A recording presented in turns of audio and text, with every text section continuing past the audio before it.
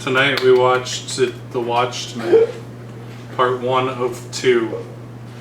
The new DC animated universe movie that is an adaptation of The Watchmen. Connor, what is the plot of The Watchmen part 1?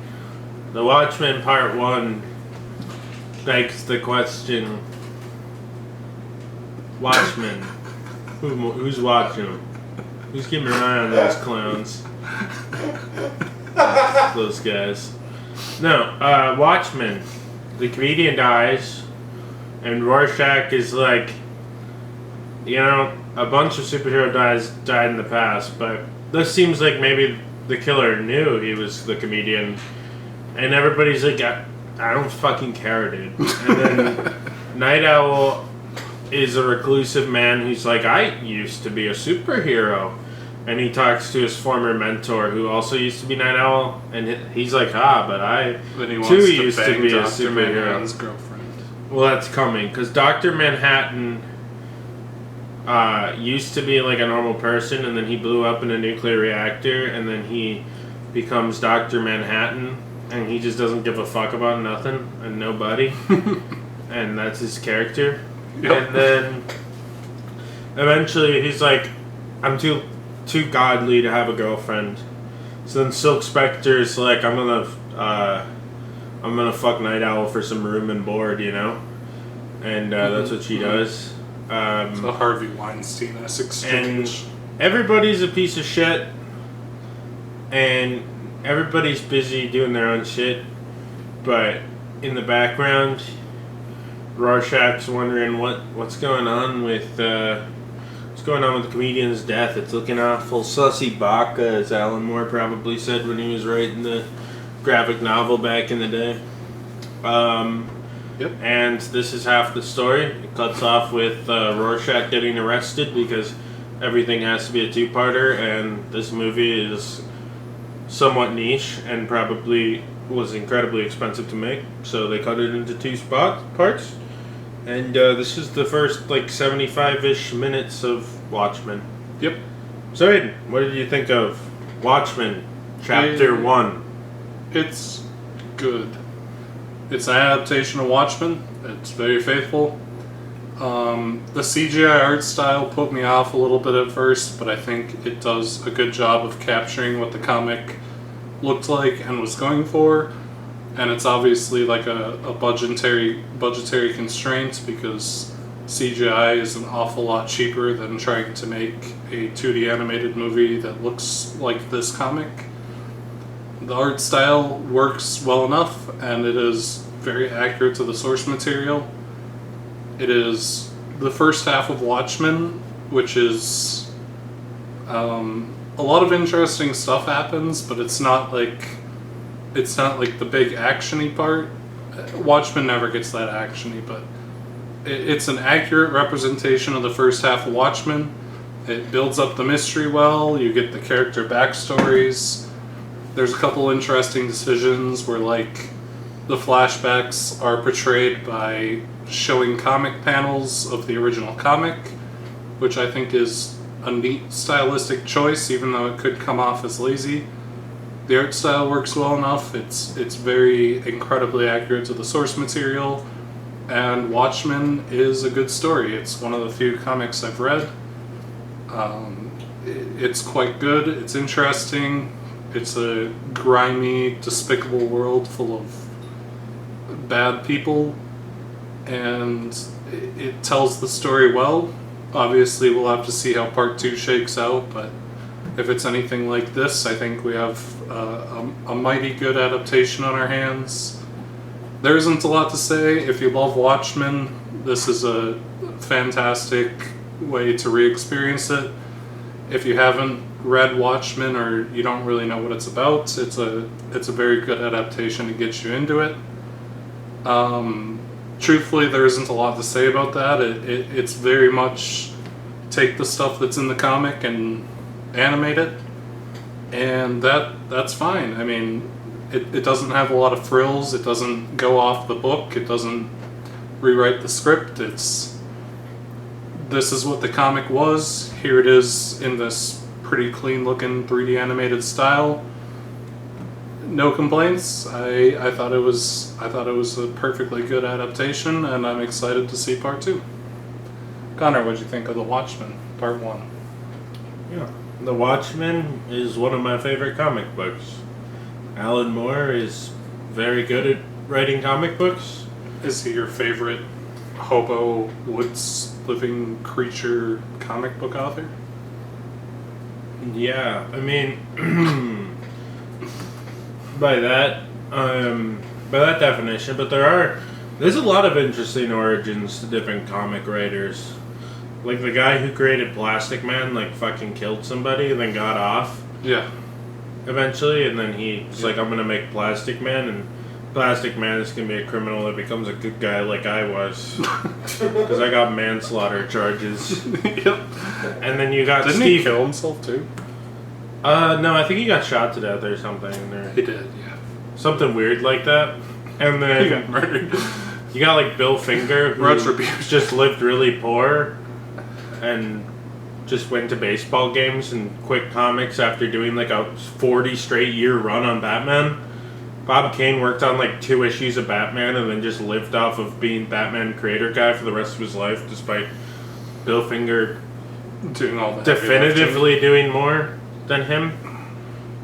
Bob Kane his dad was a rich lawyer guy and he knew how to actually defend himself and intentionally screwed Bill Finger out. Was of Bill making Finger money. the one who would invite people to his house for dinner? No, that's Jack Kirby. That was Jack Kirby. Yeah. Jack Kirby, who created a lot of comic A book lot characters. of comic book characters. He Yeah. after his buddy Joe Shuster died, he was forced to work with that dickbag Stan Lee.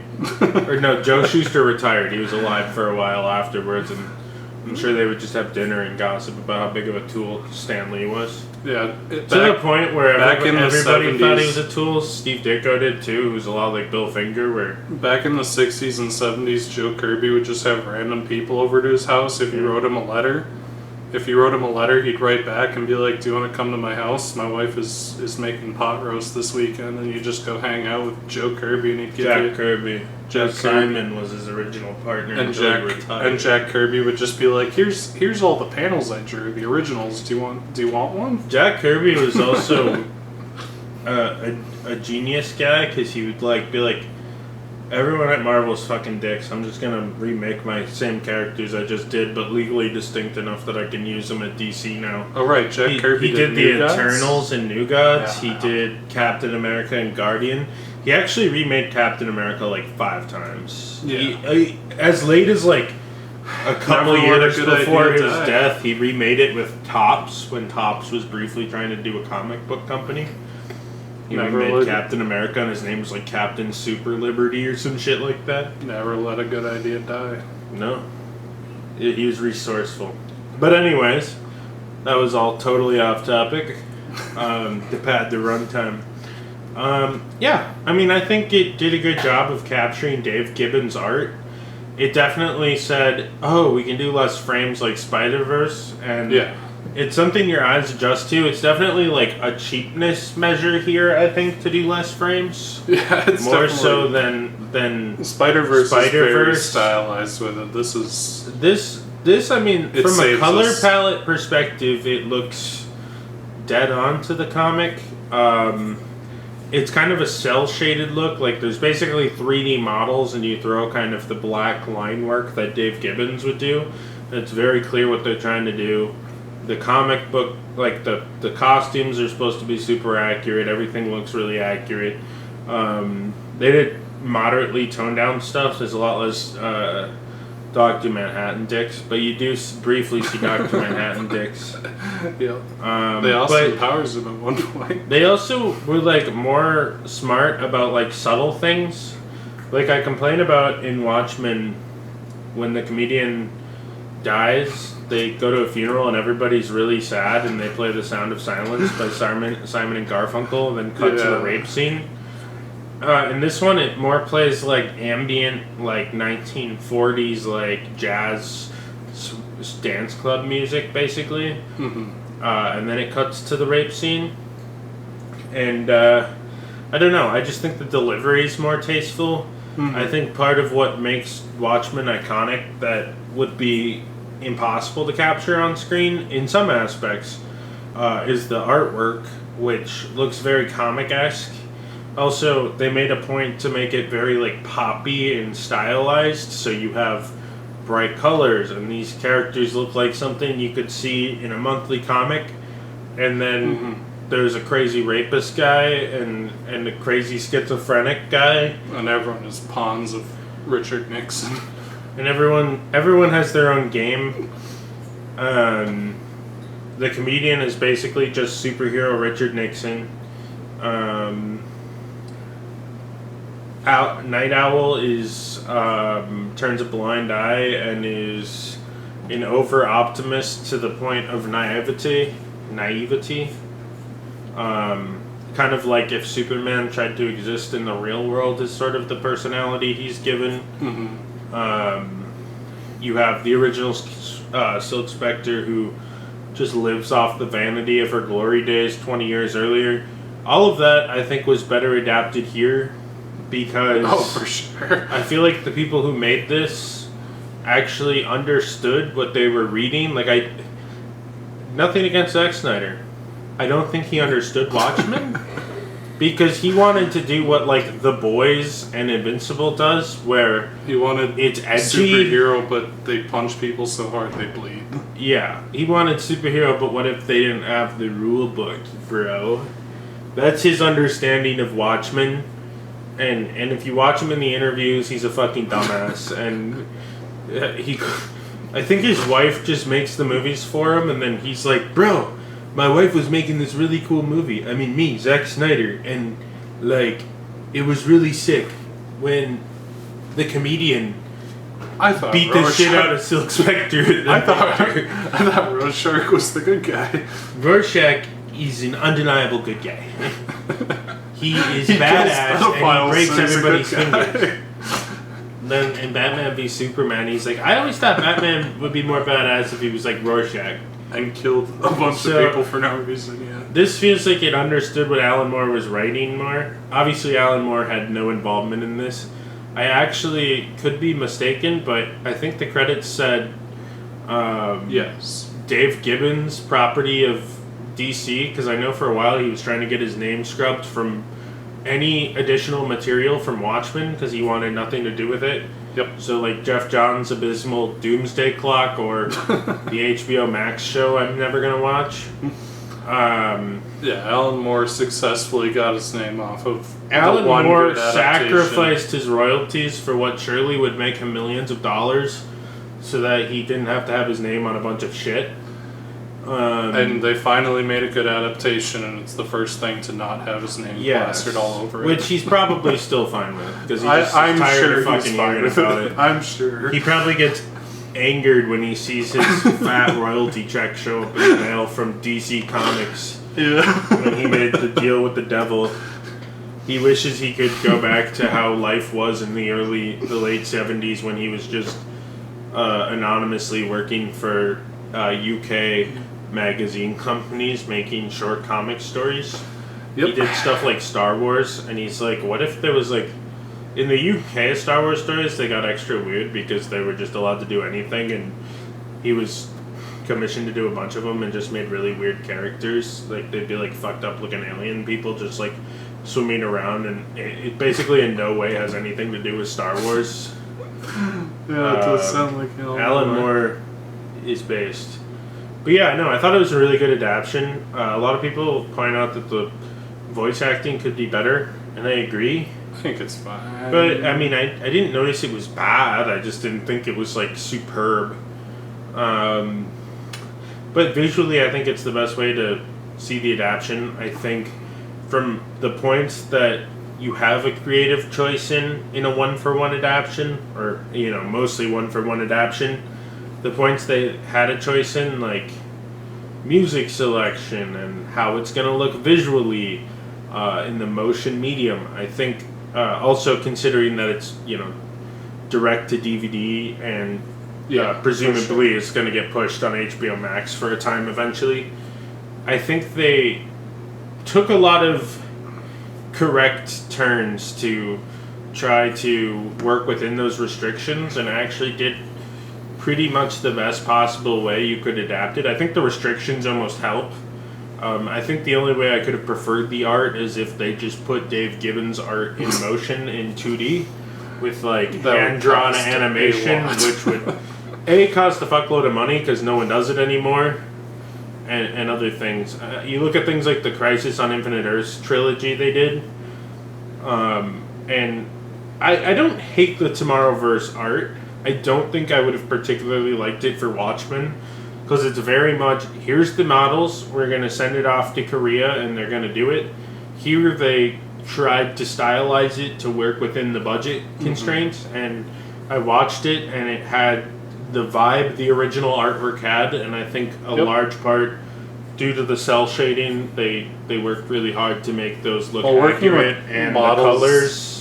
Working with models also let them get the lighting right, which is a very important element of the visual style. Right, because like, it's a dark novel with a lot of pop. Lots of... It's bright colors with dark contrast in the background, which they did a good job. I know I'm talking a lot about the visuals and not much about the story. The story is pretty much an adaptation. So my conclusion to Watchmen Chapter 1 is... It's probably the best. I would say it's definitively the best way to watch this story on the screen. Zack Snyder's movie is one of Zack Snyder's better movies, but I still think Zack Snyder's over-eager extravagance causes his film to lose some points as an adaptation, even though I think for the most part he tried his best to adapt the thing in a Zack Snyder way. I also think the medium of animation is the only real way to properly adapt the artwork and visual vibe of Watchmen. It would be very fucking hard to not make it look like one of those Marvel movies or something, to make it this colorful if you did it in live action. And Marvel movies have a place. I don't think they have an awful look, even though I think it's fairly uninspired, but it would not work for Watchmen at all the way it works for something like Infinity War or Spider-Man No Way Home or whatever. So yeah, my 2 cents, very good adaptation, but it is half of an adaptation, which is worth noting, but I'm pretty confident, based on what I've seen with Part 1, that Part 2 will also be a good adaptation, but we'll review it and be like, it's good. That's my prediction for our review of Watchmen Part 2 coming in the first half of 2025. So Aiden, what is your... would you recommend Watchmen Chapter 1? I'm going to give it a yes. For returning Watchmen fans, it's a very nice way to re-experience it. It's an incredibly promising first half, and if they keep up this level of quality, which I have no reason to imagine they won't, it's pretty much going to prove to be the definitive Watchmen adaptation. I think even as an intro to Watchmen, it's very accurate to the source material. The art style, it's definitely a budget thing to some extent, but I think they do a very good job of lighting the models and setting the mood that gives it just the right Watchmen flavor. It's a very good adaptation. Obviously, it's not exactly a substitute for reading the comic itself, which has gorgeous art that is very reflective of the time, but as far as it goes, it's about as direct and accurate an adaptation could be, and it's a very solid start to this duology. I got no complaints. I think it's a very good way to experience Watchmen. So Connor, would you recommend Watchmen Part 1? Yes, I would. They stretched their budget and used it to make pretty much as close as you could possibly get to a Watchmen adaptation. I think the only thing that could have made it look closer to the comic is if they had more money, which obviously was not an option. Yeah. But I think it's close enough to the comic that I was actually pretty impressed with it. When I saw the trailer and stuff, I was a little worried about the animation, but that's kind of an apprehension I had with Spider-Verse, which obviously I got used to. And Seeing then it in watching motion, this pretty quick, like Spider-Verse, I feel like after like 10 minutes, you kind of forget that they're doing like the 18-frame Spider-Verse thing, and it all melds together into a pretty decent pot of Watchmen. And I think there is the motion comic, but if you're looking for like a film adaptation for Watchmen because you're too lazy to read, which I'm not hating on you if that's the case, I think it's valid. Fair enough. I think this is a good place to start.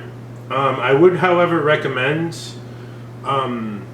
if you have seen Watchmen or you're a fan of the IP and you know the story intimately, I would probably just wait for part 2. Yeah. If you're new to it, I think they cut off in a good enough spot that if you can manage to avoid spoilers on Watchmen I'm sure spoilers aren't going to be swimming around the net too much. I'm sure there will be like Screen Rant articles for where this it's like 45-year-old comic. Screen Rant articles that are like Watchmen's last half explained what the movie doesn't tell you, just in case you were wondering. And then it's just like verbatim plot summary they steal from Wikipedia. Yeah, I don't They think... get to the last part, the last sentence of the Wikipedia synopsis that is covered in this, and they copy paste the rest and put like a picture of like Rorschach with blood on his face or something from like the Zack Snyder movie or something. And they're like the chapter 2, what to expect in Watchmen chapter 2.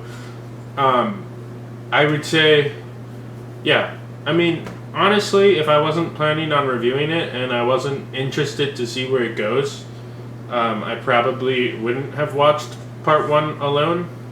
But who knows? Maybe once part 2 comes out, I'll just binge the whole thing, because I'm imagining once it's all said and done, it'll be 3 hours. I am moderately apprehensive that it's coming out in 2 parts, but at the same time, I kind of forget it, give it, because they gotta make their money, and it's cheap, and I would rather support Warner Brothers making like a couple of like really in-depth, high-end animated projects a year than 20 of the kind of mixed bag ones we have gotten in the last 10-year cycle. And I think this is kind of a pilot for what they're maybe hoping to do with James Gunn stuff moving forward, or something. I don't know. Maybe not, but it's good. It's good. Good adaptation. And it all begs the question. Who watches the Watchmen? I was actually going to say, is Dr. Manhattan circumcised? But he was at one point. Yeah, my fan theory is Dr. Manhattan was circumcised, and then after the accident, when he was being reformed, it made him back, because he's like chiseled. Like, I can't imagine like Dr. Manhattan pre-accident. I mean, he seemed like he was in okay shape, but I don't think he was like a chiseled god, you know? So I think when they put him back together and they made him an ideal human, like, they put his foreskin back. Like, obviously, like, if we're made, I'm not religious, but if we're made in God's image, then there's no way God's circumcised. And thus, if we're making a perfect human, assuming that God does exist, then he'd be uncircumcised. And since Dr. Manhattan's a perfect human, he went from circumcised to uncircumcised. And it's just some subtext that you can read in to further understand the character. I think if I put that analogy in front of Zack Snyder, he might understand Watchmen better for when he remakes the movie. For when Warner Brothers inevitably makes the mistake of hiring Zack Snyder again. Because somehow this motherfucker, I don't know who, it's his rich wife. I think his wife makes the movies, and they're so fucking terrible that she knows she'd get Patty Jenkins. Her brother is her husband's the fall guy. Her husband's the cool fall guy. She's probably like a bitch or something, and like whips him. And she's like, Zach, you gotta go to set today of Watchmen. He's like, is it cool if I like, can we license Sound of Silence? Maybe she's a good filmmaker and Zack Snyder fights her, you know? We She's need like, to okay. put Sound of Silence in this movie. But Zach, he's a rapist. He raped You a know, woman. it's- But it's a good song. But Zach's like, I heard it on can the we radio. get the Disturbed cover? I'm not budging. Disturbed cover or nothing. She's like, we can do the Simon and Garfunkel one if you shut the hell up. And then he's like, yes. Close enough. Did Simon and Garfunkel cover it from Disturbed? They get in the Lamborghini, you know? She's trying to hook up her iPod. She's like, my Bluetooth isn't working. He's like, don't worry. And he's got like this sticky, dirty, pirated, ripped copy of the Disturbed discography.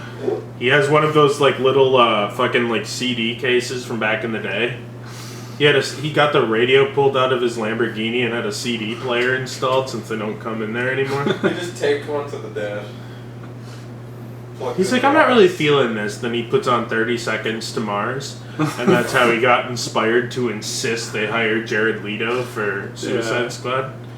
David Ayer's like, that's a terrible decision. Like, I think we should just go a little more like, you know, not that direction. He's like, but have you listened to 30 Seconds to Mars? I was actually I was at his orgy retreat 2012, and the first time me and Jared docked.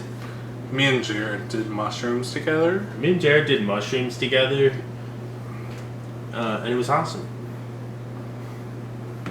So Good Deborah's adaptation. fire Zach. Let Deborah remake Watchmen. It'll be the best movie ever. Thank you for your contributions, Alan Release Moore. the Deborah cut. Release the Moore cut. Alan Moore, aka Alan Smith.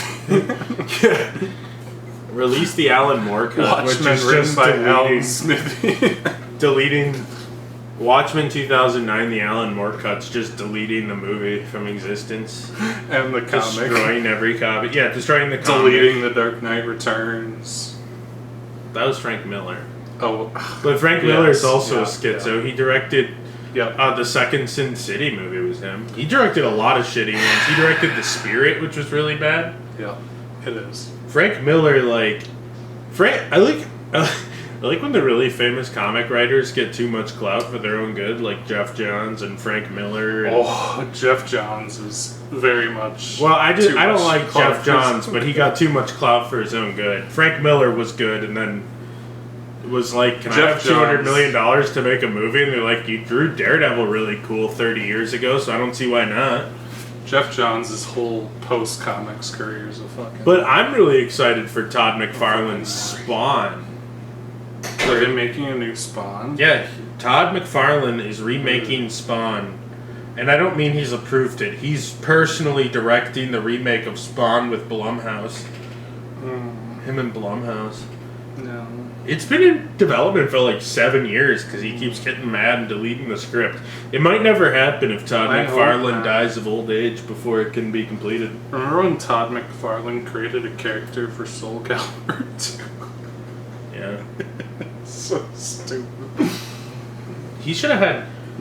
Do you think That's the so intention was to have stupid. Spawn just be like in all of the versions of Soul Calibur, and then At some they're like, point, well, we yes. have Link and we have Well, I think everybody's the got an idea, exclusive. We got to give it to Xbox. the original idea was Todd McFarlane came to Namco and said, "Do you guys want to put Spawn in Soul Calibur?" And they were like, "Yeah, that sounds cool. Do you want to create an original character too?" And he's like, "Sure, I'll make this ugly green monster man." with a lightsaber. And then they took it to Nintendo, and Nintendo said it'd be cool if Link was in. And then they put Link in, but took out Spawn. And then they're like, "Hey, Xbox, do you like want your own character or something?" And they're like, Who did "Yeah." PlayStation get? They got like Kratos or some shit. They got Hayachi from Tekken, yeah.